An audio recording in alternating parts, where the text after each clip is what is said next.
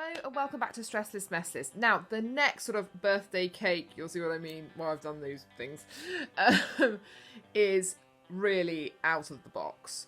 So this is something that we did for actually my dad and mum's wedding anniversary a few years ago. And it was so much fun. And I wish, again, stupid, don't take photos. I wish I had taken photos because these looked like proper, beautiful cakes, but they were in fact savoury. So what we did was we sent my parents out, and we spent the whole day, basically, my family, making these amazing, like, things that looked like they were sweet, but they were actually savoury. And then when it was time for the sweet thing, we just gave them what looked like a cup of coffee, but it actually wasn't. It was actually something else. It was like a chocolate mousse or something like that. So anyway, that was fun.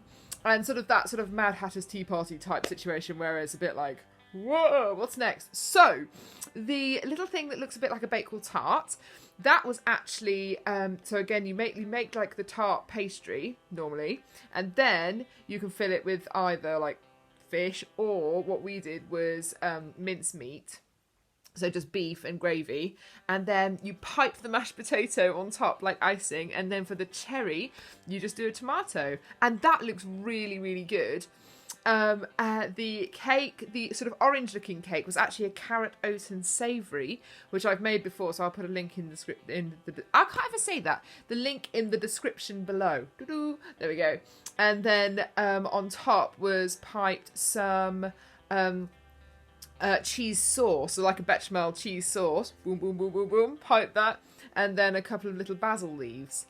And then for like the main cake, which was, so that was like a cheesecake, and then the main cake was actually a omelette, but like baked in a cake tin, so it was like this thick. It was amazing. And then piped on top was Philadelphia, sort of whisked Philadelphia, and then we made a ham rose.